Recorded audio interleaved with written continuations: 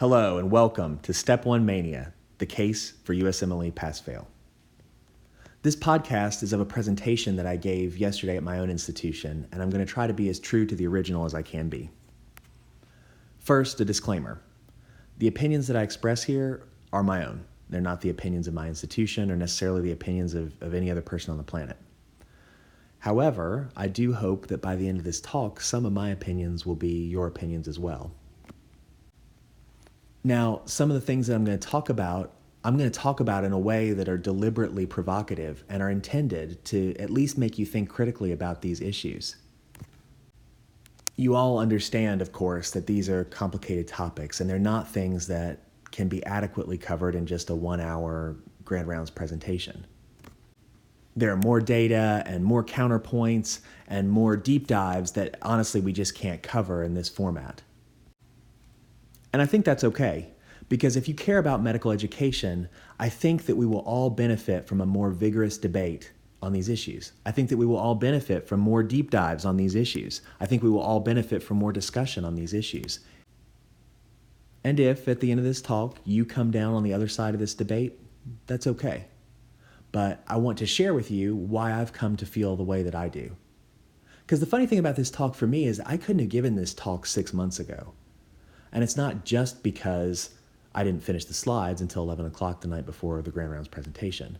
It's because I actually had different opinions on these issues.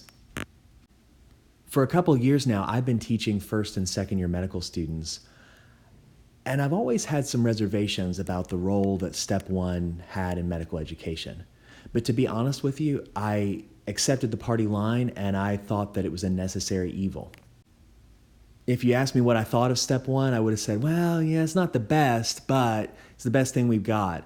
And I felt like the best thing that I could do for the students was to prepare them for that exam. And I tried very hard to make the content that I provided directly relevant to their Step 1 preparation. Well, a few months ago, I had this sort of road to Damascus moment where the scales fell from my eyes and I started to look at this stuff independently. And I started to research independently. And I started to think about all this stuff myself. And I've come to believe instead that maybe the best thing that I can do for the students is not to help them individually prepare for Step 1, but to get us all to critically think about this system. And is this the best we can do for residency selection, for medical education, for all of it? Is this the best we can do? And I would put it to you that it's not. And I have come to believe strongly that making Step 1 a pass-fail exam is a necessary first step into improving the system for everyone. So every story's got to start somewhere, and for me, this story really began in December of 2018. It was that lazy week between Christmas and New Year's where no real work gets done, and so I was using the opportunity to clear off some stuff from my desk that had been sitting there for a while. And so what I started to look at were some course evaluations from some courses that I'd taught back in the fall. So I've been looking at these course feedbacks for a few years now, and there's one theme that always comes up. And it's probably best stated as, please, please don't teach us anything that's not on Step 1. Step 1 consumes so much of the thought space of our students, and it matters so much for their ultimate career choice and residency selection that they just don't have the time for anything else that's not explicitly on the test. I get that. And I don't need the course evaluations to tell me that. I mean, I see it every day. I see our first year students from the first week of school in August toting around first aid for the USMLE. The most frequent questions that I get emailed to me are things about UWorld questions and how to reconcile the answer on UWorld with the information that was presented to the students in Pathoma or first aid. And maybe that wouldn't be a problem if the USMLE Step 1 approximated the things that doctors actually do, but it doesn't. It's a multiple choice question test of basic science, and it doesn't approximate what anyone is going to do when they go back to their clinic or back to the hospital or whatever after they've listened to this talk. Unfortunately, I feel like many faculty members' response to evaluations like this is to blame the students. These millennials, they just don't appreciate clinical education like we used to. And I don't think that's it. I think students today are pinched in a different way than students even just a few years ago were. And in fact, one student in the course evaluation summarized that in a very poignant way. In response to a question for feedback on a clinical session that had been presented in the module, this is what one student wrote. "This is hard. I would say it's being done well. The issue is step one. Step one is the difference between having the option to do what I want to do for the rest of my life and a compromise. Anything that gets in the way of that doesn't seem helpful at the moment." But that comment got me thinking, how do we get out of this? How do we get out of this problem?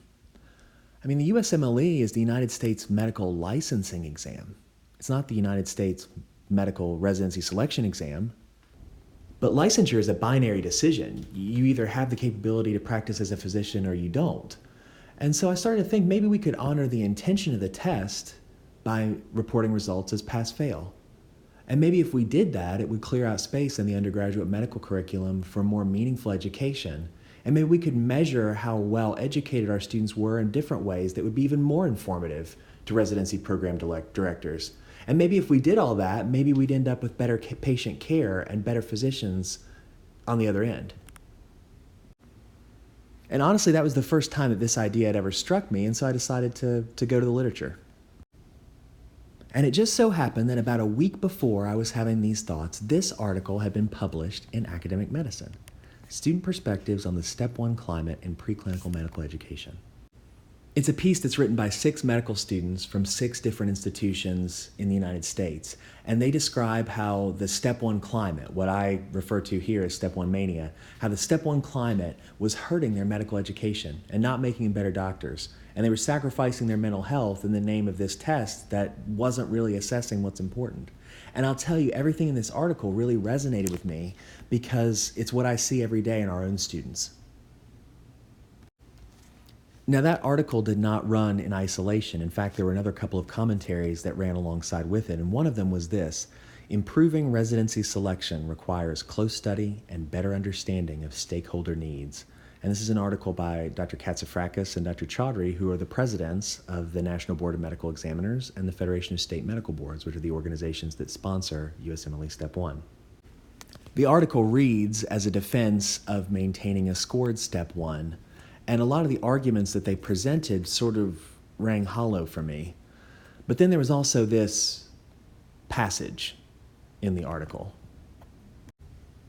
The authors were describing the bad things that might happen if we went to a pass-fail USMLE, and they said this: if students reduce time and effort devoted to preparing for Step 1, they may indeed devote attention to other activities that will prepare them to be good physicians.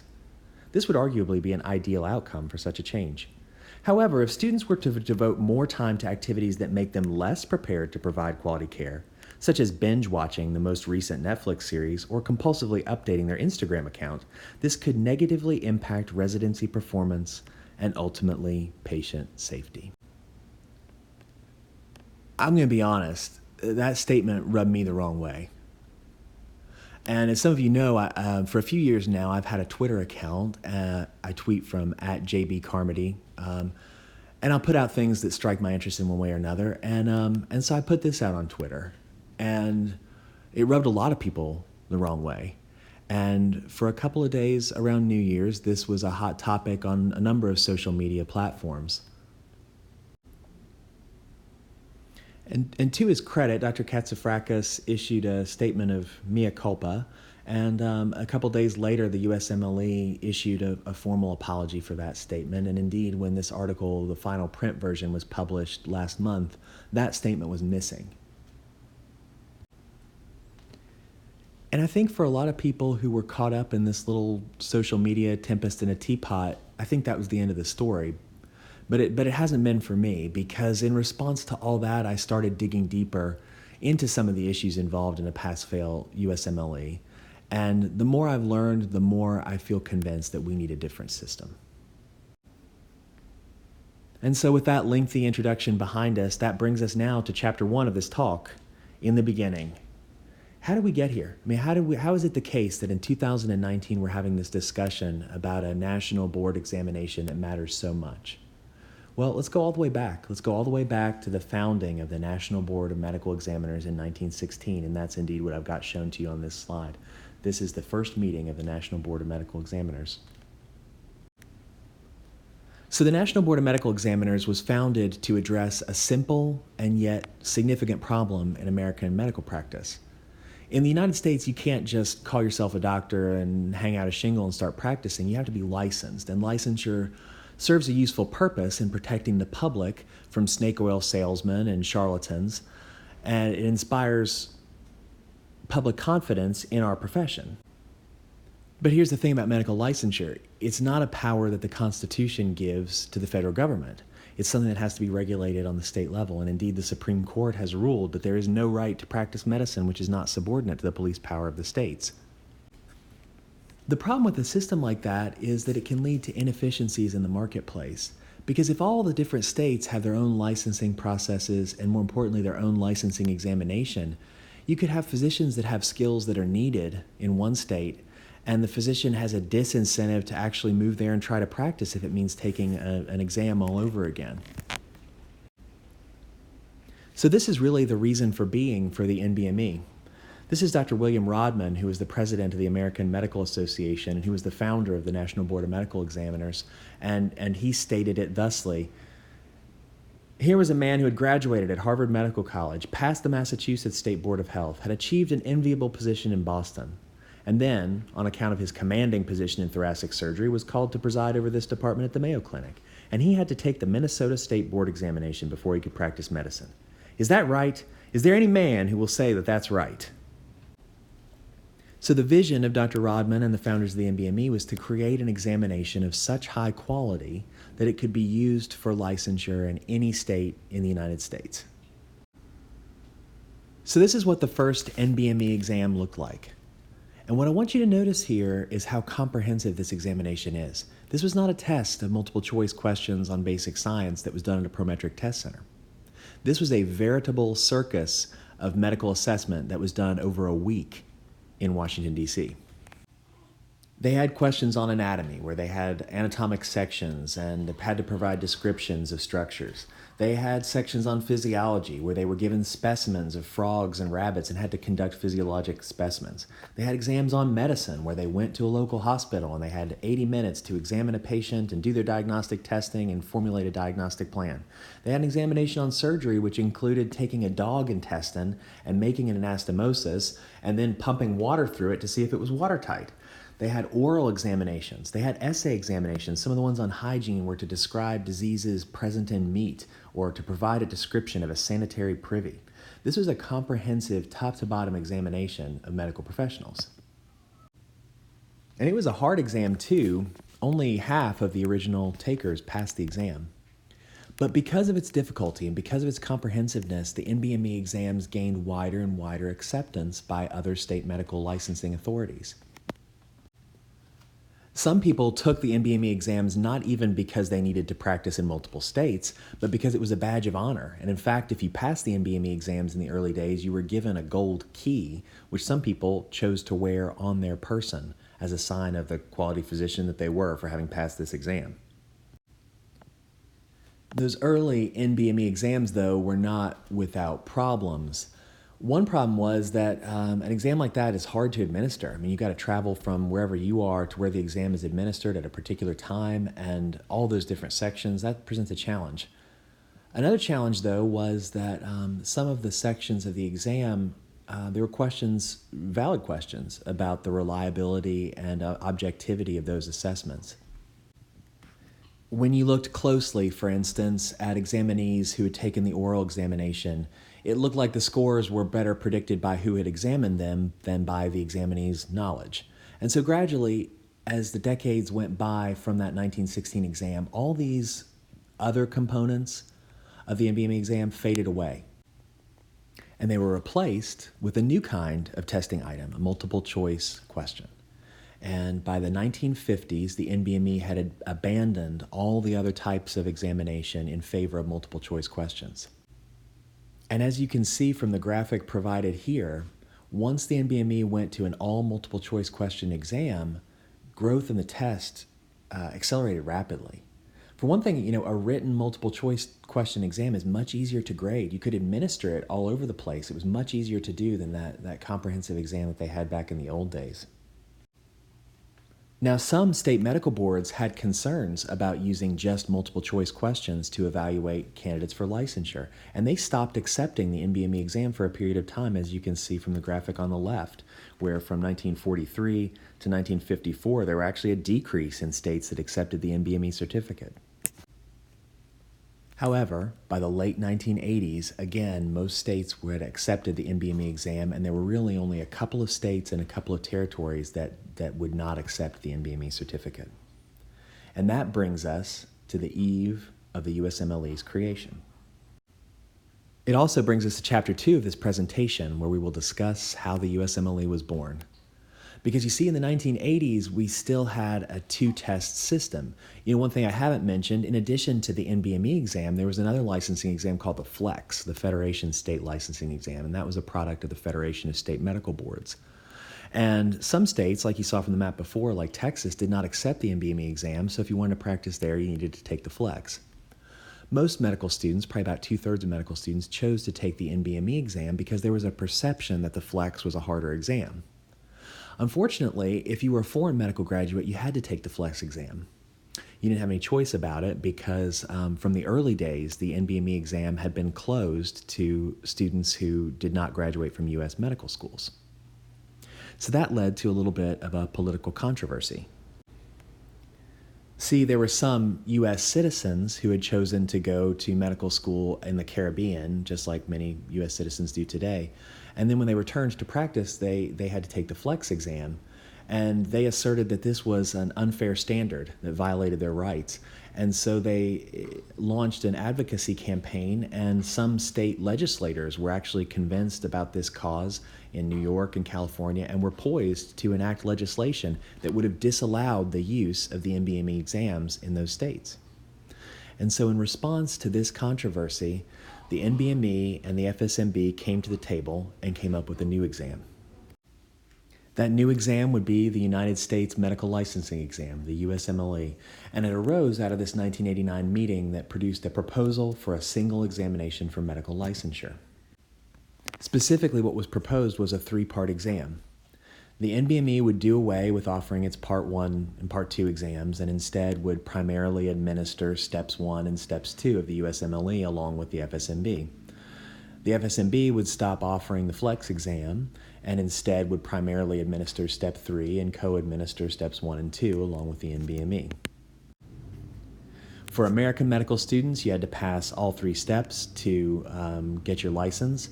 For a non-LCME or a foreign medical graduate, you had to pass all three steps as well as get certified by the ECFMG, or the Educational Commission for Foreign Medical Graduates. And this is really the system that we have now with the addition of a fourth test, Step 2 CS. So in a way, the production of the USMLE represented a realization of Dr. Rodman's dream of having a single exam that was accepted in every state in the United States of America. But you know, there's something else about the USMLE exam that was different than its predecessors, and that has to relate to how the passing standard for the test was set. See, those early NBME tests from the 1950s onward were norm-referenced tests. And what that means is that they're tests like the SAT or the ACT where there's not some objective canon of knowledge that's being tested. Rather, it's a test that shows you where individuals perform relative to each other. And that creates a little bit of a problem when you're trying to set a passing standard. Because with a norm-reference test, you have to do that somewhat arbitrarily. You have to cut off one of the ears of the bell curve and say, above this percentile passes, below this percentile fails. And historically for the NBME, that percent was set around 85%. So the top 85% passed, the bottom 15% failed. But that's not really what we want in a test of licensure, though, is it? Because if you had students who year after year were getting worse or doing poorly on the exam, you're going to pass 85% of them into medical practice. That kind of arbitrary standard isn't really what we want. We want a criterion reference test. We want a test where passing is set up against an objective standard, something more like, you know, your driver's license test. Either you have the skills to operate a motor vehicle safely or you don't. And if you give that test to a number of people over 3 different years, for example, like is shown in this diagram, you might have different percentages of people pass, because if everybody knows how to drive, why shouldn't they all pass? Well, this is what was different about the USMLE exam is that this exam was going to be a criterion referenced test. Now, the way that that objective standard is set for the USMLE is using something called the modified Angoff procedure, and it's named after William Angoff, who was a scientist who worked for Educational Testing Services. And he devised this way of setting that minimum passing standard for a test. What it involves is collecting some judges who are subject matter experts, and you show them the items on the test. And the judges are tasked with estimating what percent of the time a minimally acceptable candidate, sort of the scraping the bottom of the barrel, the bare minimum person that you could tolerate passing the exam, what percent of that kind of candidate is going to answer that question correctly? And once you estimate that, you do some things to make sure that the judges are in reasonable agreement with each other and that their rankings are internally consistent. And then you take those individual probabilities that each judge has assigned and you sum them up. And that's what I'm showing here in this diagram over to the right. So if I were to give you this 10-item test and the judges had ranked these percentages of the minimally acceptable candidates that would answer them correctly, to pass this test you would need to get 65% of the questions right. So you need to answer 7 out of 10 items correctly. But in addition to changing the reference standard of the test, the USMLE founders did one thing that has led to this talk today, and that is that they decided instead of just reporting a pass-fail designation, they would continue to report scores, just like they had done on the previous NBME exams and the Flex exam. Why do that? Why report scores? I mean, if the intention of the exam is a licensing exam, I mean, I didn't get a score when I took my driver's licensing exam. Why report scores? Well, historically, the National Board of Medical Examiners had felt that providing scores was beneficial to the students taking the exam. And this is illustrated nicely by this old NBME publication from 1937. And the article is entitled Philosophical Comments on Examinations, and it includes this quote: "A mere distinction between passing and failing may satisfy the poor student, but even the mediocre student is entitled to know how far he escaped the noose." So that was the idea, was that providing scores was not beneficial to someone's program director. The idea was that providing scores was beneficial to the students taking the exam. From time to time in the years that followed, the NBME revisited its score reporting policy. And in fact, it did so in 1990 on the eve of the USMLE's formation. And again, it decided that they had an obligation. If you read this article, it's very interesting. They had an obligation to tell students their score because it was beneficial to the students.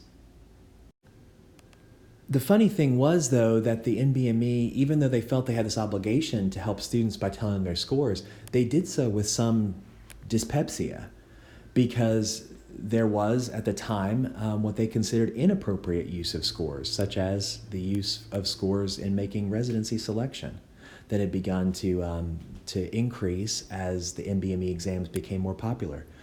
And as a matter of fact, the National Board of Medical Examiners used to include a disclaimer like this in their publications, and the bolding here is original.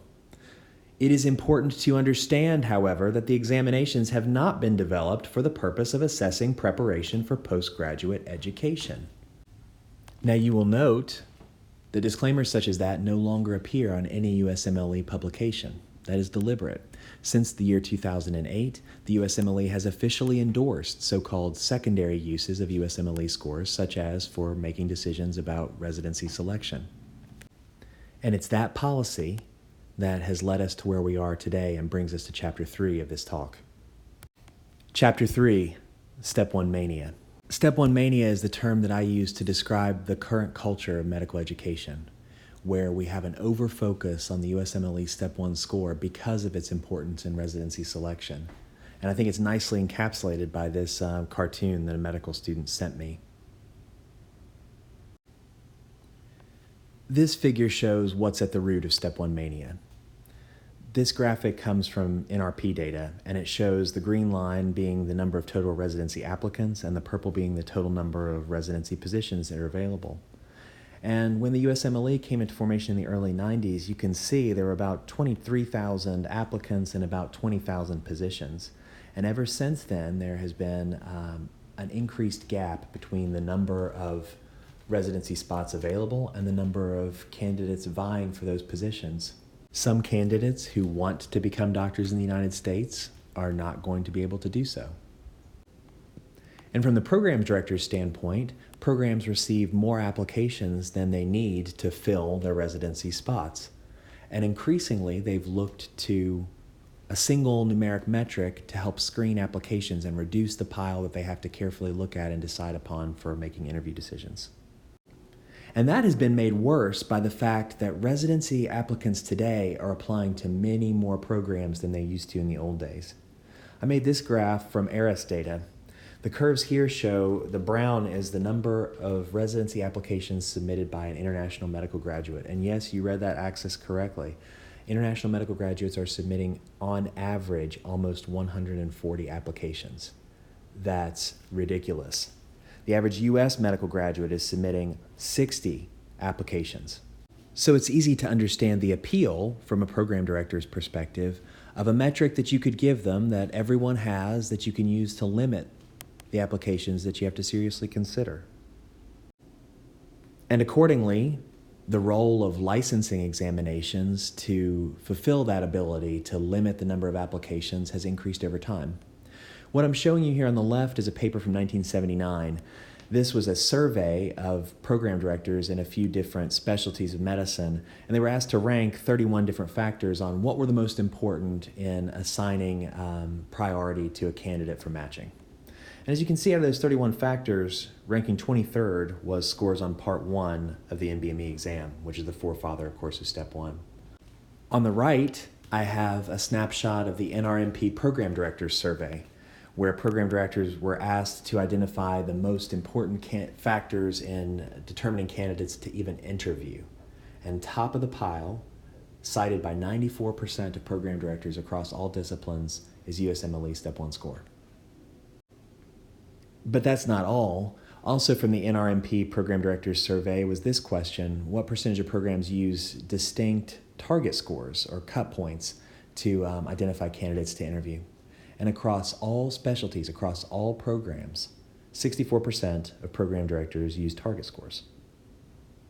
Here are more match data for you.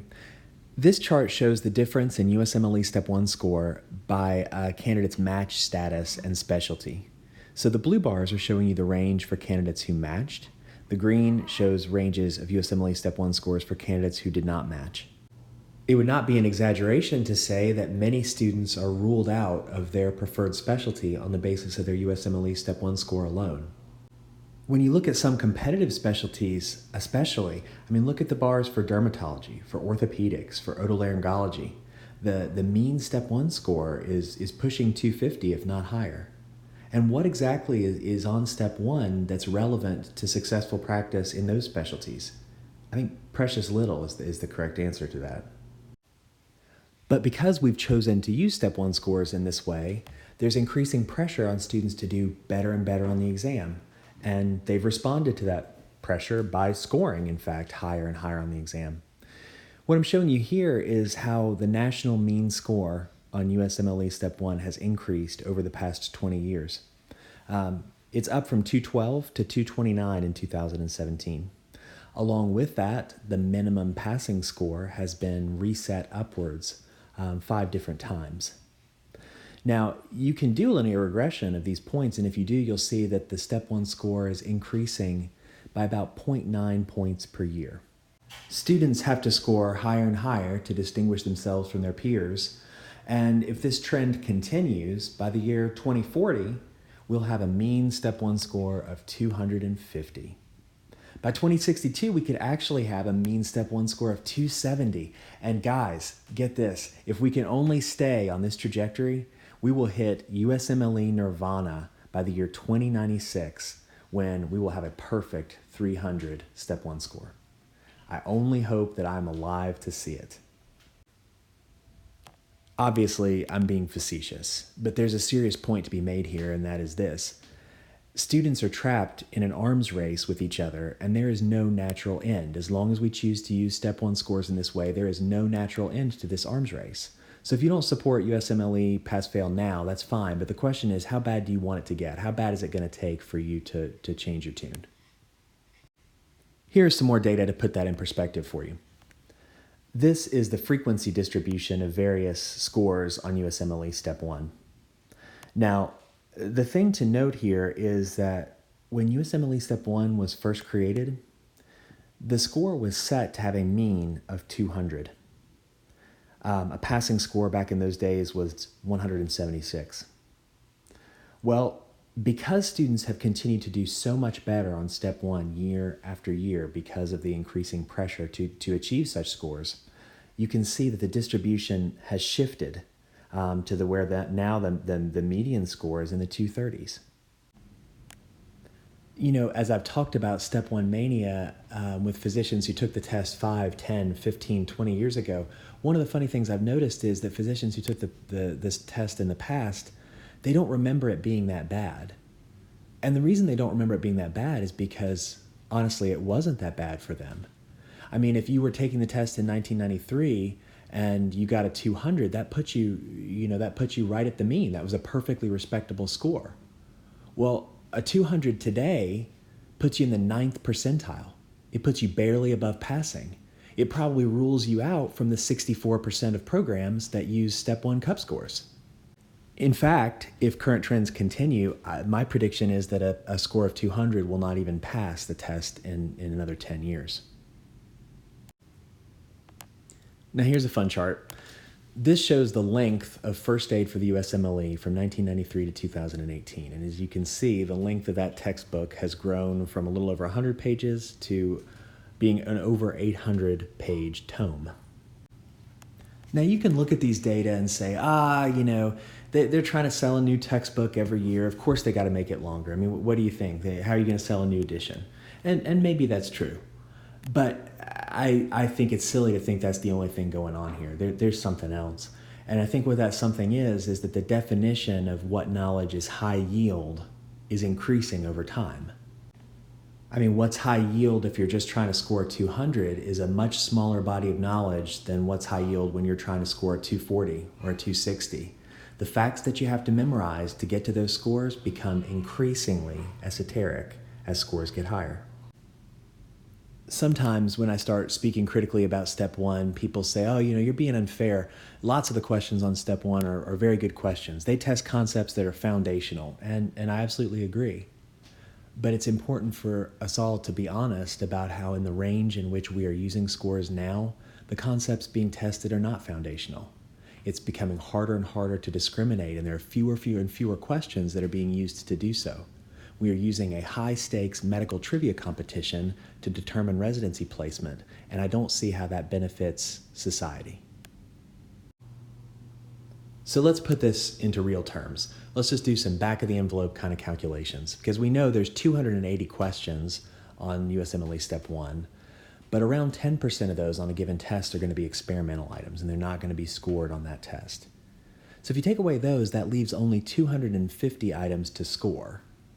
And if we assume that around 65% of them have to be answered correctly to pass, then that leaves only 85 questions that are used to determine scores ranging from 194 all the way up to 300. Now, if you want to criticize this calculation, that's fine. The 65% is a total estimate, although I'll be honest, it's hard for me to imagine that it's a whole lot higher or a whole lot lower than that. Even if you want to say, you have to answer 50% of the questions, that still gives you only 125 questions to distinguish scores from 194 to 300. And what might those questions look like? Well, in the next section, let's take a peek. Chapter 4, what's on Step 1? So here, I want to take you through a few real Step 1 questions. And in the interest of time, I'm not going to do too many, but I have more posted on my website. These are all taken from sample materials for Step 1 prep that were released by the USMLE. And these are fun to do because, honestly, if you took Step 1 more than a few years ago and you're not involved in medical education, you honestly have forgotten how esoteric some of this stuff is. Don't believe me? Want to get humbled? Well, step on up. Let's go through a couple questions and see what important material we are using in those 85 questions to distinguish among candidates. Question 1. A 63-year-old homeless man is brought to the emergency department 1 hour after police found him unresponsive. His respirations are 30 per minute. Crackles are heard over the left, upper, and the entire right lung fields. Despite appropriate life-saving measures, he dies. A photomicrograph of a section of the right lung obtained at autopsy is shown. Which of the following mediators is the most likely cause of the position of the cell indicated by the arrow? Now, I'm just going to pause here for a moment and collect myself. You may think that the makers of a licensing exam for physicians might be more interested in identifying candidates that could help this poor guy before he died. Instead, we're trying to figure out, how did this cell get here? Now the answer, if you haven't thought about this kind of stuff for a while, is B, C5a. All right, let's do another. Question 2. During an experiment, a southern blot analysis is done by digesting DNA samples with a single restriction endonuclease, separating the digestion products by gel electrophoresis and transferring them to a filter. The investigator probes the filter by exposing it to a complementary DNA clone that encodes a single immunoglobulin constant region. The figure shows the resulting pattern with DNA samples isolated from different organs. Assuming there were no technical errors, the southern blot analysis results demonstrate which of the following processes. Now, if you're like me, it's been a little while since you've walked into clinic and done a southern blot on the digestion products of your patient's cerebellum or pancreas. And if that's the case, then you may not know the answer is C, gene rearrangement. All right, on to question 3. A 27-year-old man is admitted to the hospital 45 minutes after being involved in a motor vehicle collision. Physical examination shows a sluggish response to stimuli. Neurologic exam shows no other abnormalities. A skull X-ray shows a linear non-depressed basal skull fracture. 2 weeks later, the patient develops polyuria and polydipsia. Laboratory studies show a serum glucose concentration within the reference range, increased serum osmolality, and decreased urine osmolality. Following the administration of desmopressin, urine osmolality increases. The beneficial effect of this drug is most likely due to activation of which of the following? The correct answer here, folks, is A, adenylyl cyclase. Now look, I'm a pediatric nephrologist. I actually, from time to time, am called upon to help evaluate children who are suspected to have diabetes insipidus. And it has never once occurred to me to look up this factoid, much less memorize it and carry it around in my head for the rest of my career. It is difficult for me to conceive of how immediate factual recall of this information would ever benefit a human patient. All right, listen, I'm going to stop with the questions here before I have an emotional outburst. But I present these to show you, again, in real terms, this is the kind of material that we're using to distinguish students. Some people see these questions and they say, you cherry picked those. And yeah, I did. But, again, I put these on my website, and the ones that I cherry picked were still 10% of the total sample. And there were easily another 10 or 20% that were very similar. It's important for us all to realize, again, in real terms, what we're talking about. If you're a program director who uses Step 1 scores for screening, that's fine. I may have at it, but I want you to know what questions people are getting right to get those shiny scores.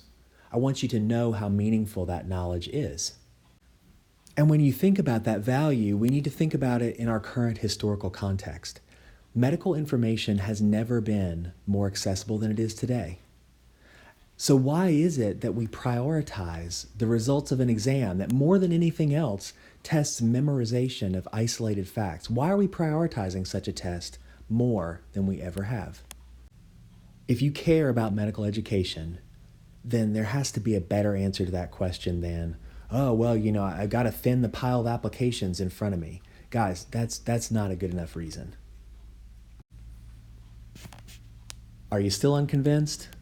Then let's go to Chapter 5, Costs. After all, I guess it's nice. It's nice that we've got this test that we can use to reduce the number of applications that we have to seriously look at. That's cool. But what does it cost us? Because it's not free. So the first thing to think about with step one is the opportunity cost. What are we missing out on that could be more valuable because of our focus on step one? And one way to, again, put that into real terms that we can have a discussion about is to calculate that out in person years. And I'll be honest with you, I don't have an intuitive sense of how many person years is a lot of person years, how many is a little. So to kind of bracket that, I thought I'd share a couple of examples of other human achievements and how many person years they took. So here what I've got is a picture of Margaret Hamilton, who was the scientist who worked for NASA and led the initiative to write the computer code that flew the Apollo 11 mission to the moon. And that's the code that she's standing next to. So you can see that took a lot of work. Matter of fact, it was estimated when the code was released, it probably took 10 person years to write all of this.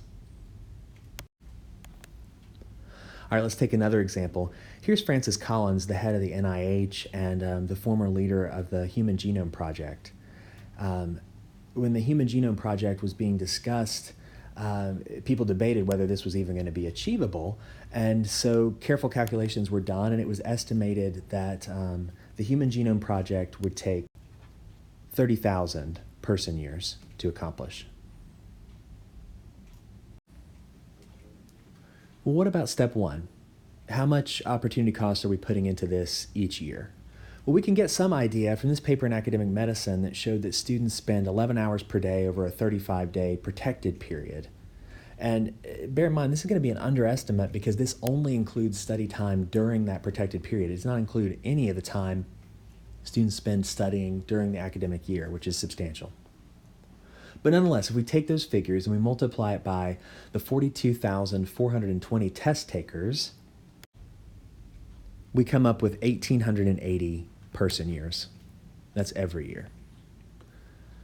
So what do you think about that? Does that seem about right to you? That on the scale of human accomplishment, the time that we put into step one studying to learn the facts that we've just reviewed, that time should be somewhere between flying a spaceship to the moon and the greatest and most ambitious scientific achievement in human history. I mean, does that seem right, that should bracket that accomplishment? Because again, this is what's happening to medical education. This is a funny graphic that a student shared with me. And I hope that nothing that I'm saying is being taken to me that I'm in support of lecture, especially bad lectures. And most lectures in medical school are not high quality and they should be done away with. And I have nothing against students using the most efficient and high quality prep resources to learn material that they can.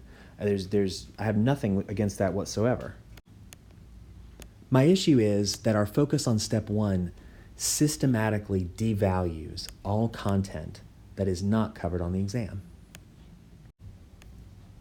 So here's an example of that opportunity cost in real terms. You know, as I've become more vocal in this debate, medical students sometimes call out to me on Twitter or from my website. Here's just a random tweet I got a couple months ago. MS2 here. Tomorrow I have a 3-hour interactive lab with psych fellows about identifying risks for suicide and violence in patients. Interesting, clinically relevant, would make me a better MD. I'm not attending though, because that'd be 3 hours of step one prep down the drain.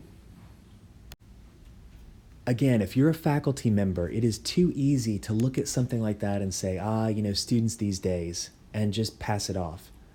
We need to appreciate that students these days are behaving rationally. They are making a rational decision about what's best for their future based on the perverse incentives that we've set up for them.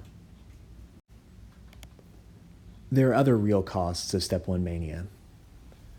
To the extent that we want to have a physician workforce that represents the populations that we serve, Step 1 scores probably work against that. This is a study recently published in Academic Medicine that shows that versus a white male reference category, females score 5.9 points lower on Step 1 on average. Asians 4.5 points lower. Hispanics 12.1, Blacks 16.5 points lower. Now the NBME authors of this study did a multivariable analysis where they showed that most of these differences were at least diminished once you accounted for undergraduate GPA and MCAT scores. And they seem very reassured by that result, that this shows how good of a test Step 1 is. I'm not really reassured by that in the least. A program director who chooses to use Step 1 scores for screening is probably also a program director who is not interested in applying some kind of multivariable analysis. They're going to look at the raw data. And if your raw data point is 16.5 points lower than mine, who do you think is going to get an interview? There's also a cost for medical student mental health. Previous studies have shown that 52% of medical students experience symptoms of burnout. 14% have moderate to severe depression. 4% seriously consider suicide. Some students do complete suicide. Now, although these studies did not specifically address the role of Step 1, other studies have shown that this is a major driver of student anxiety and depression and burnout. I mean, it seems great to have this objective screening metric, but maybe it's not such a good idea if it results in getting residents who are burned out by the time they're even taking care of their first patient. And there's another cost of using Step 1 scores that I've alluded to a little bit in this talk, but it deserves mentioning explicitly, and that is this. Because of the importance that we've attached to Step 1 scores, sometimes they take on, in some circles, almost this magical aura. They're untouchable because we use them and they're important, and so therefore they must be valuable. And we forget that the evidence suggesting that a Step 1 score actually predicts things that we care about, actually predicts success in residency, actually predicts physician quality. The evidence does not exist. And if you don't believe me, then I challenge you to go out there and find a paper that shows that Step 1 scores are associated or predict a meaningful outcome. And when I say meaningful, I mean an outcome that matters to patients, something other than another standardized test score. To my knowledge, those papers do not exist, and I've looked for them. We are worshiping a graven image, a false god, something that we think matters, and it really doesn't. And this was best stated in this article, which I'm going to quote in full here. Physicians do not report for work in hospitals and clinics and spend the day answering multiple choice questions. Instead, they obtain patient histories and examine patients. They exercise judgment. They express compassion and caring. They solve problems. They communicate with patients, families, and colleagues. They educate themselves and others. They perform complex clinical procedures and display professionalism in many ways. Continued reliance on USMLE scores to predict the ability of an individual trainee to perform these diverse tasks is unsupported by data. And to be honest, it's worse than just unsupported by data. It actually crowds out other sources of data that we might acquire if we weren't so obsessed with these 3-digit scores. So if that's what Step 1 is costing us, then why are we still doing it? That brings us to Chapter 6, Who Benefits? And I will put it to you that the primary beneficiary of Step 1 Mania is not medical students, and it's not medical schools, and it's not even residency program directors who have this nifty metric to screen applicants. The primary beneficiary of Step 1 Mania is the test sponsor, the National Board of Medical Examiners. What I'm showing you here is the trend in NBME program service revenue. Now, let me give you some background about these data. The National Board of Medical Examiners is a nonprofit organization under tax code 501c3. And what that means is they do not pay income tax. However, they are still required annually to submit this IRS Form 990 to provide a basic reckoning of their financial ins and outs. And these Form 990s must be made publicly available for inspection, and that's to ensure accountability for the organization. So I looked at these Form 990s to see where the NBME's revenue comes from. And unlike many nonprofits, the NBME does not accept charitable donations. They have a tiny amount of income that comes from investments, but by far, most of their income comes from their program service revenue, the programs that they administer, and among those, the USMLE is first and foremost. So this chart shows how in 2001, the NBME had revenues of a little over $40 million, increasing to $154 million by 2017. That's quite a bit of growth.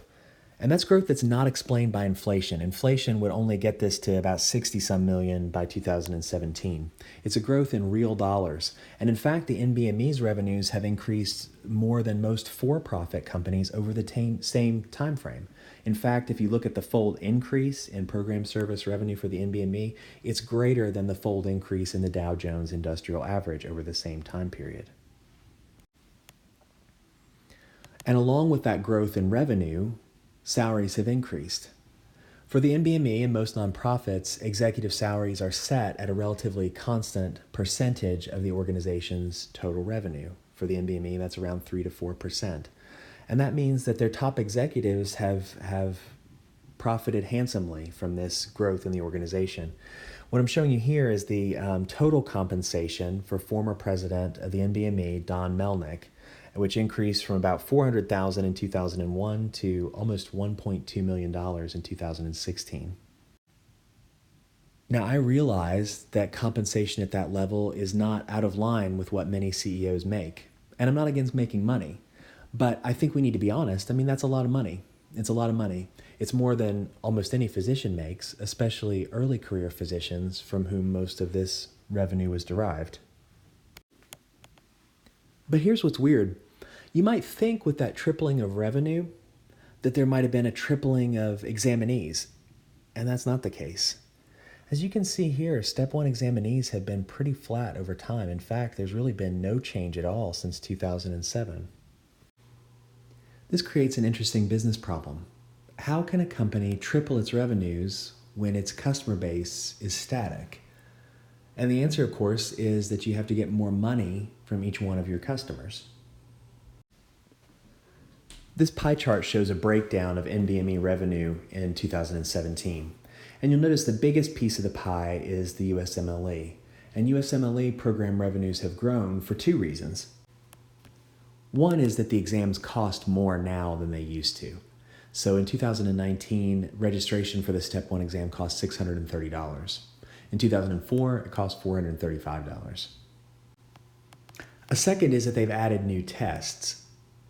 Some of you with keen eyes may have noticed the increase in NBME revenue around 2004, which coincides with the introduction of the Step 2 clinical skills examination. That's the most expensive examination in the USMLE portfolio, with a registration cost of about $1,290 for 2019.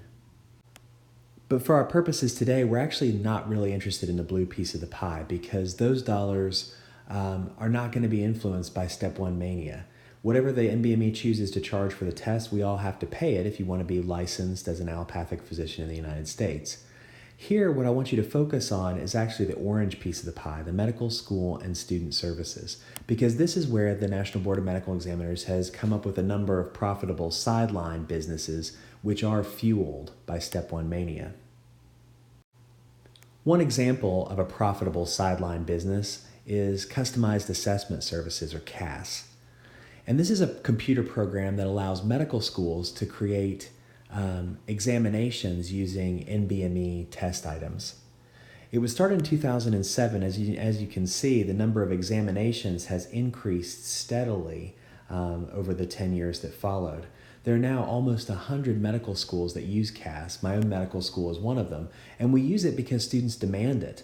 They want test items that are directly Step 1 relevant, and this is the best way to provide those as part of the curriculum.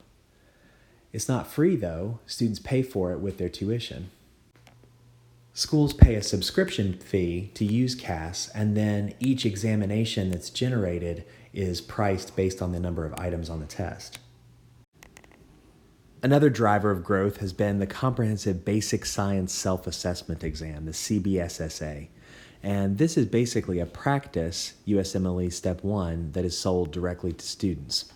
And as you can see, since this product was introduced in 2004, sales have increased each year. In 2016, there were almost 140,000 of these sold, which means that each medical student on average is paying for about 3 of these exams. At $60 a pop, that means that this product alone put almost $8 million into the NBME coffers.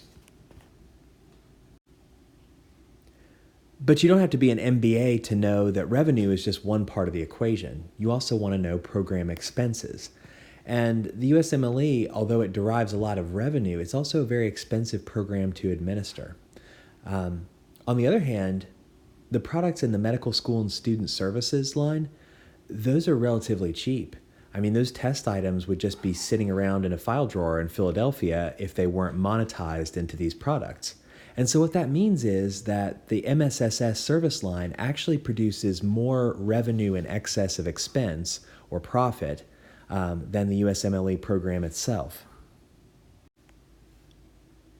And if you look at trends in profit, as you can see, the profit for the medical school and student services line has been steadily increasing, while USMLE profit peaked in 2013 and has actually decreased since.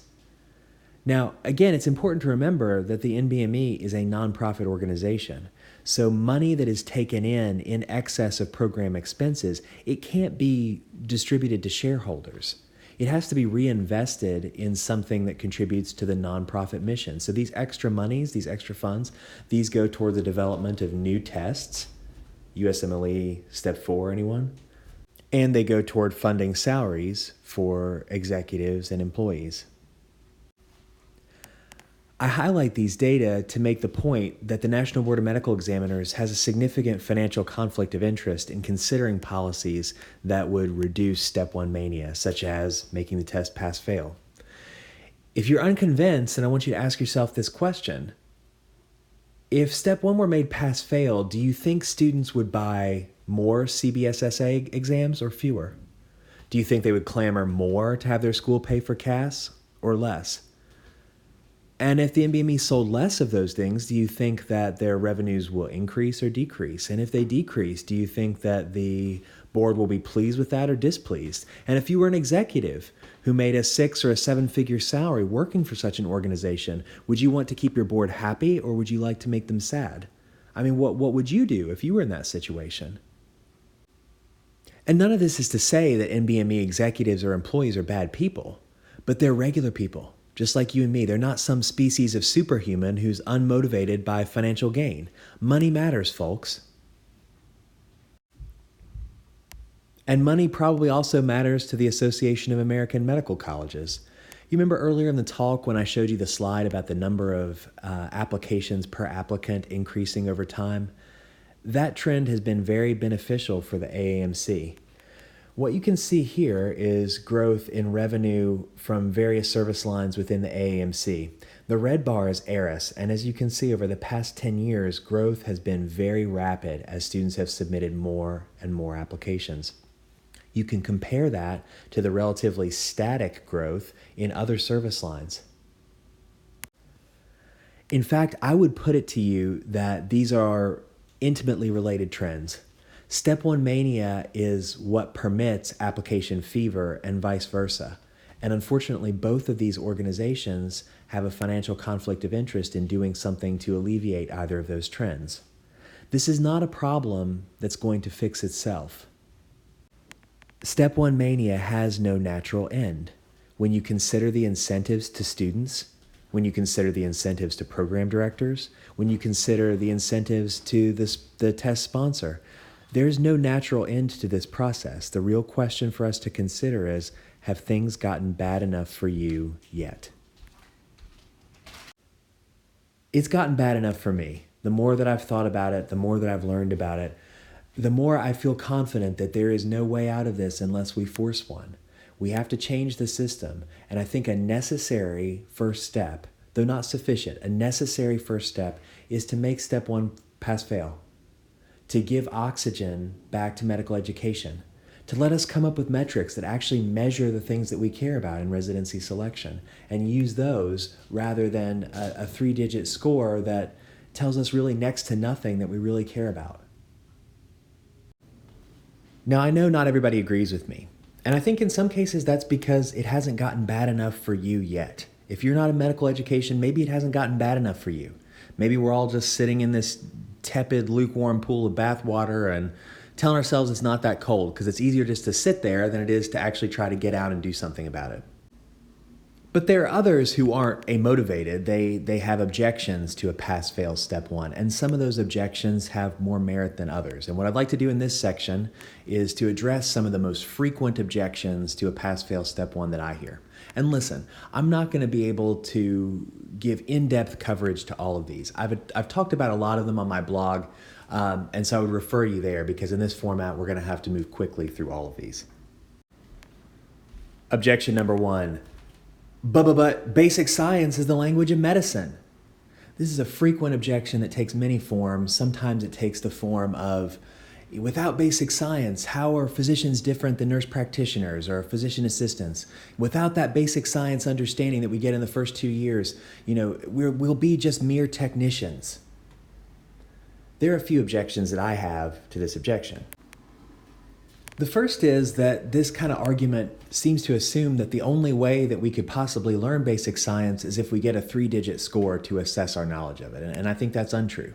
I actually happen to agree that a certain amount of basic science understanding is fundamental and necessary to practice as a physician. I also think, though, that that core body of knowledge is adequately assessed by a pass-fail test. Now, I really hope that by this point in the talk, I have at least convinced you that at this point in Step 1 Mania, the things that students are spending an inordinate amount of time trying to memorize are of very questionable value. But sometimes, even when I point that out, the basic science apologists pipe up and say, but Dr. Carmody, I study adenylyl cyclase. I work on drugs that target C5a. I use southern blotting every day. We can't use a pass-fail step 1 because then people like me wouldn't have learned those important facts. I still think that's wrong-headed thinking. It seems to assume that there's only one time in the curriculum when we could possibly teach basic science, and that's in the first 2 years. And it seems to further assume that there's only one group of students to which we can teach basic science, and that's everybody. And both those things are wrong. If those facts are important for the discipline that you're entering, then why can we not teach them before you enter that discipline? I mean, look, I'm a pediatric nephrologist. Some basic science stuff that's helpful to me is in-depth understanding of tubular transporters. It's an in-depth understanding of kidney pathology. How much of that is useful to a student going into ophthalmology? How much of that is useful to someone going into radiation oncology or surgery? Almost none of it. I think as medical knowledge expands, we have to be realistic about this one-size-fits-all approach. We have to be realistic about how much a physician really has to know. It's not that all knowledge isn't useful. It's that some knowledge, to be frank, is more useful than others. Look, another thing that I did a couple months ago is I read the Flexner Report. And one of the interesting things in the Flexner Report is that he provides these detailed descriptions of different medical school curricula. And the schools that he held up as being the standard, Johns Hopkins and Harvard, he provides exactly what they were doing. And those folks were spending hundreds of hours learning anatomy. And that was a useful thing back then. But you know what? In 2019, we don't have any less anatomy that could be learned than they had in Flexner's time. If anything, we may know more about it. And that's to make no mention of the things that were unknown in his time, the pharmacology, the pathology, the genetics. We have to fit those things into medical school curricula as well. And guess what? It's still a 4-year program. This was beautifully put by Dr. Stevens in an academic medicine article last year. We have reached a point in curriculum reform where we must begin to take trade-offs seriously. We can either teach all of the named foramina in the skull base or the circumstances under which a CT scan is indicated to evaluate a non-traumatic headache, but not both. We can continue to require that students memorize the mechanisms by which different classes of antibiotics kill bacteria, or how to rapidly choose and initiate empiric therapy for suspected urosepsis, but not both. We likely have the time to thoroughly teach either embryology or comparative effectiveness, but not both. The time for hard choices has arrived, and a broad range of stakeholders, including ourselves as the future patients of our current students, are counting on those who control the curriculum to choose wisely. Let's move on to objection number 2. But studies show step 1 predicts important outcomes. I really have little sympathy for this objection. This objection is most commonly made in academic papers who are written by authors who work for the NBME. And this assertion will be made that step 1 is associated or correlated or predictive of other things that matter to physicians and their patients. And to lend authority to that statement, there will be a little numeric subscript highlighting certain references, to support that blanket statement. So a while back, I went and I pulled those references and I looked at them, and what I found is that they really lend little authority to the statement the way this is actually often used. And I would encourage you to go and look at these references yourself. Or if you'd like, I have a post on this on my website where I went through a few of them that were used in one article. For this presentation, I'm going to highlight just a couple. So here's one. The relationship between licensing examination performance and the outcomes of care by international medical school graduates. And this was published in Academic Medicine in the year 2014. So one thing to note quickly is that this was a study involving only international medical graduates, and the predictor was step 2 CK scores. So whether this would hold up in US medical graduates using step 1 scores is debatable, but for now let's assume that it does. Let's take a look at the paper and see what they did. So very briefly, basically what they did is they looked at 60,000 hospital admissions in the state of Pennsylvania from 2003 to 2009. And in each of those hospital admissions, the attending physician was an international medical graduate who took step 2 CK, and the patient's diagnosis was either acute myocardial infarction or CHF. And the outcome was mortality. And so that's true. I mean, that's certainly an outcome that matters to patients, right? But the thing about studies like this is they're really hard to do because you can't randomize a patient to receive care by an international medical graduate who has a certain step 2 CK score. So these are retrospective data, and because physicians and hospitals differ, you have to account for a lot of things to try to make inference. And the authors, to their credit, they tried to adjust for a lot of stuff. They adjusted for illness severity on admission, hospital volume, physician case volume, urban and or rural location. And when they did all that adjustment, what they came out with was this, that every 20-point increase in step 2 CK score was associated with a 4% relative risk reduction for in-hospital mortality. Think about that for a sec. A 4% relative risk reduction in mortality. I mean, if step 2 CK were a new drug, it would be a blockbuster. I mean, as the authors note here in the abstract, the size of the effect is noteworthy. And these findings provide evidence for the validity of step 2 CK scores. But there's one other thing that's sort of interesting that I'll call your attention to. To make the analysis more straightforward, they limited their evaluation to 3 types of physicians: cardiologists, internal medicine physicians, and family physicians. Now, out of those 3 groups, who do you think would have the best patient care outcomes? I mean, if you're like me, you might think it's the cardiologists. I mean, I would think that in cardiology fellowship, you might learn a thing or two about taking care of patients with acute MI or CHF. Well, apparently not. Because compared to cardiologists, family physicians had a 37% relative risk reduction for in-hospital mortality. Internists had a 27% relative risk reduction for mortality. So if you believe the methods and conclusions of this paper, then I've got a different proposal for you. Maybe we just need to get rid of cardiology altogether. I mean, think what better outcomes we'll have in that case. Or maybe we shouldn't conclude that either. Maybe the appropriate conclusion is that these data, despite an honest attempt to try to adjust for things that matter, are still hopelessly confounded, and it makes it extremely difficult to make inference about any one predictor for mortality. Okay, so here's another. Exploring the relationships between USMLE performance and disciplinary action in practice. So this is again a study using step 2 CK scores, and they looked at physicians' scores on step 2 CK and then whether they had any disciplinary action by their state board. And again, that's probably an outcome that matters to patients, right? I mean, we don't want doctors who are running afoul of the state board. And what they found was that there was a 25% reduction in the risk for state board disciplinary action based on standard deviation intervals of your Step 2 CK score. But again, when we put that in real terms, that effect magnitude doesn't maybe look so impressive. As I've gotten written here, if your Step 2 CK was 190, one standard deviation below the mean, the absolute risk of state board disciplinary action was 1.2%.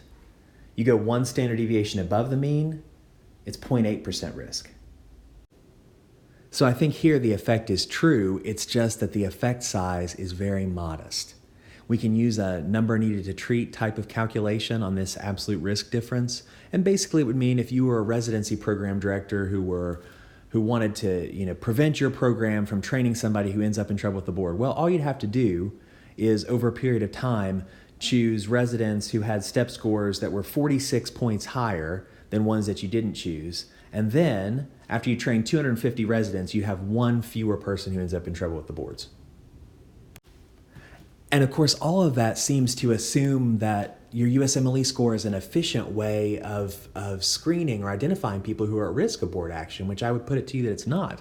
Most people who get in trouble with the boards do so for professionalism boundaries or substance abuse issues. And I've got to think that any multiple choice question test is going to be a poor screen for those things.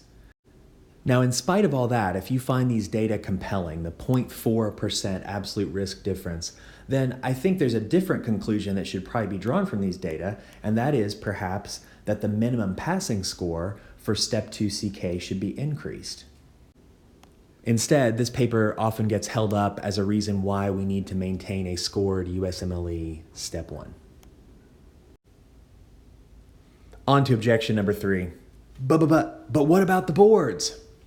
And this objection comes up from program directors or people who want to speak on behalf of program directors, and they say, well, maybe it's true that Step 1 scores don't predict clinical ability or success in residency, but we still have to use them in residency selection because we all know that Step 1 scores predict future board passage.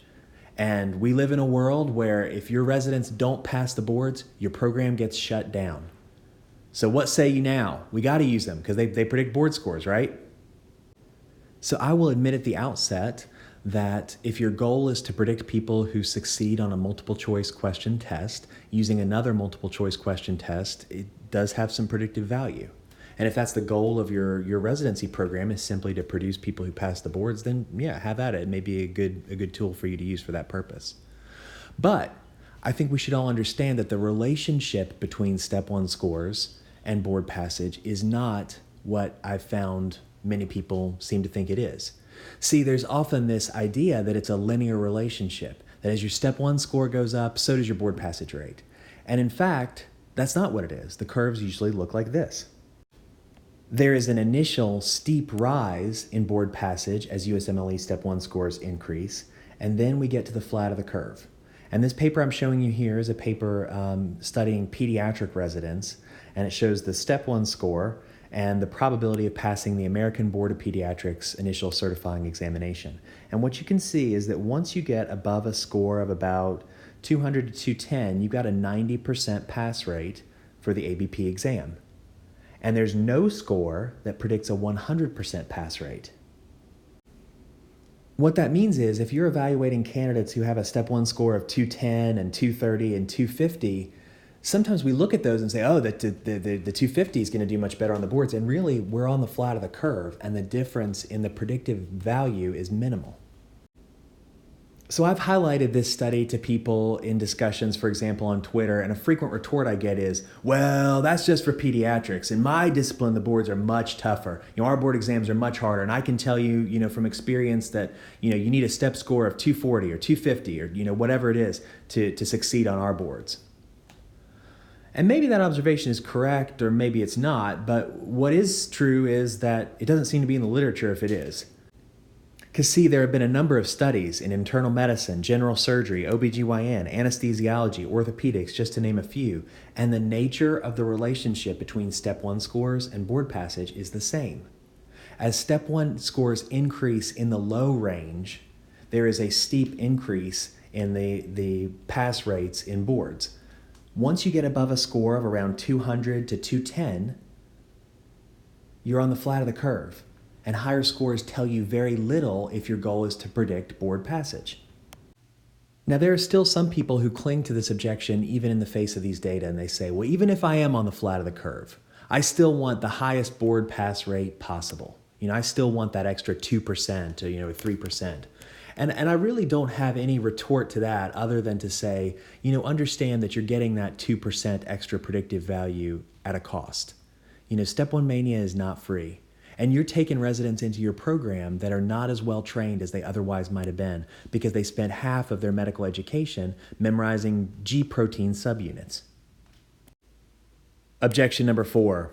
But Step 1 levels the playing field for applicants from non-elite schools. So this objection goes like this. Dr. Carmody, I don't go to a US News and World Report top 25 medical school. I go to a new medical school. I go to a DO school. I go to an international medical school. Without a high Step 1 score, I have little chance of matching in a top-notch US residency program. We need Step 1 scores for me.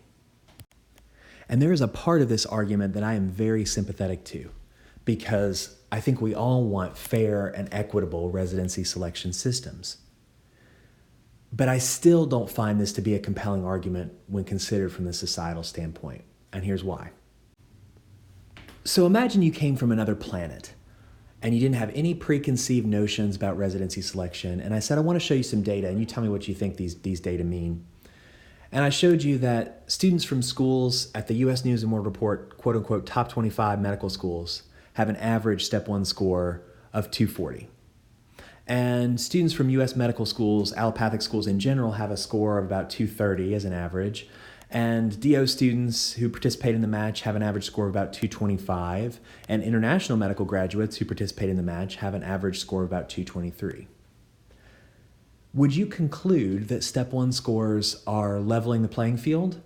Or would you look at those data and say, maybe these scores are the very way that this hierarchy is being maintained. Maybe this is the way that advantage is being perpetuated. But that's not the way we usually think about it, is it? There's a pervasive belief, it's accepted as gospel within medical education, that the Step 1 score is the only way that the little guy can compete with the big guys. And I think that there are good reasons to doubt whether that's the case. And even if it is the case, to doubt whether that's the best move for us to make as a medical education community. So one thing to consider when we're evaluating this level playing field argument is that students from the so-called elite medical schools, they do pretty darn well on USMLE Step 1. So what I'm showing you here is a scatter plot that I made of all the medical schools who reported data to US News and World Report. And on the x-axis, you have the MCAT score for entering students, and on the y-axis, we have the Step 1 score. And as you can see, there's a strong linear association between these two standardized tests when evaluated by school. In fact, just the MCAT score for the entering class explains 55% of the variation in Step 1 scores. And when you consider the fact that many students who are at so-called lower tier medical schools are indistinguishable from those at so-called elite medical schools except for their MCAT score, to me it makes me call into question this idea that Step 1 scores are this great leveler. It seems to me more like we're just measuring the same thing over and over and over again and acting like it's something different. Now I highlighted on the scatter plot the dot for EVMS, and as you can see we're kind of in the middle for MCAT scores for entering students. We punch a little bit above our weight in terms of USMLE Step 1 scores. Our students work very hard and they do very well. Only about 20 schools in the country have a better Step 1 score than EVMS. And our students do pretty well in the match, but it's not clear to me that we're deriving some great advantage because of our Step 1 scores. Because here's the ugly truth about Step 1 scores is that most program directors, and in my discussions, especially program directors at selective institutions, they realize that the Step 1 score doesn't tell you that much. I have to wonder whether our students would do better instead of having Step 1 to level the playing field if we were playing a different game altogether.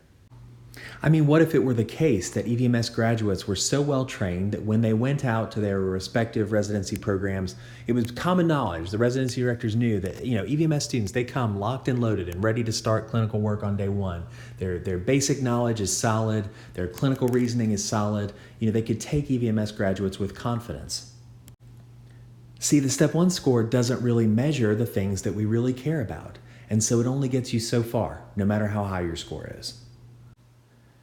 Now, the objection I usually get at this point is from students who say, well, that's all well and good, Dr. Carmody, and maybe it's true. Maybe you're right that on a systemic level, Step 1 scores are not advantaging people from lower tier med schools. But for me personally, this is my one shot and I need it. I get where they're coming from. And their logic is not wrong. It's just their scope is too narrow. Because if you look at residency selection from just the standpoint of an individual applicant, it's a zero-sum game. We can use Step 1 scores to screen, or we can use something else. One person gets an interview, one person doesn't. One person matches, one person doesn't. And one person's benefit is always another person's loss. Until or unless we have a residency match system where the number and the types of programs are perfectly aligned with the people that are applying to them, there's always going to be winners and there's always going to be losers. But here's the thing. The way that we choose to score USMLE Step 1 is a matter of policy. And we can't make policy decisions based on what we think will advantage or disadvantage one individual applicant. We have to make policy decisions based on what's going to be the best for everyone. And the fact is, there are some residency selection metrics that will lead to greater public good than others. Imagine that instead of using a basic science trivia competition to decide the winners and losers, we measured applicants' endeavors in something that made them a better doctor or that benefited society. You're still going to have the same number of people match and not match, but then we're all a little bit better off.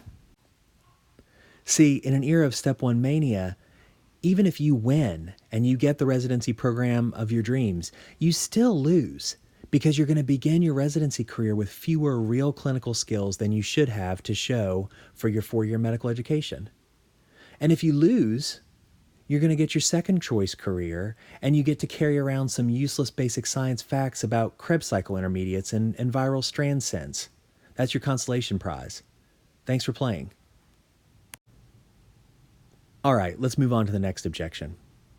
But Step 1 scores measure hard work and determination. Now, this objection usually comes up after we've discussed how Step 1 scores, especially in the higher ranges, measure very little that's meaningful, very little that's useful to a practicing physician, very little that benefits society as a whole.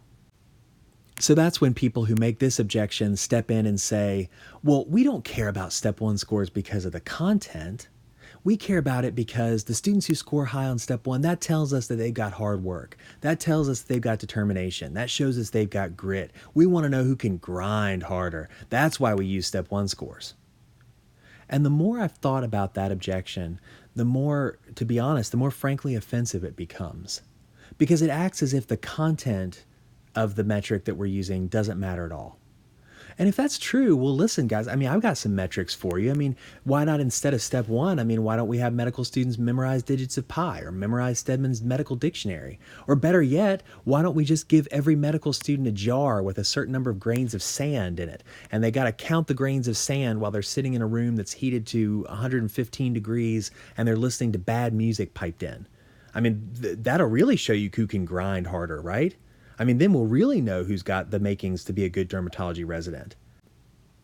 If we need a test to tell us about determination and time management and toughness and grit, then it at least needs to be a test that's meaningful. Let medical students show you what they're made of, doing something that actually matters. Otherwise, it's just hazing. Medical students are some of the most hardworking and determined people on the planet. If we set a bar, they will rise to meet it. Those of us who are in positions as educators and policymakers, we owe it to them to set standards that are actually meaningful. All right, let's discuss one final objection. But what would replace Step 1? So this objection takes many forms. One common one is, if we get rid of Step 1 scores, we might end up with a system that's even worse than what we have. And the first thing that I usually say there is, if there's not any data that show us that Step 1 scores predict resident success or physician quality, then how on earth would we do worse with any other system?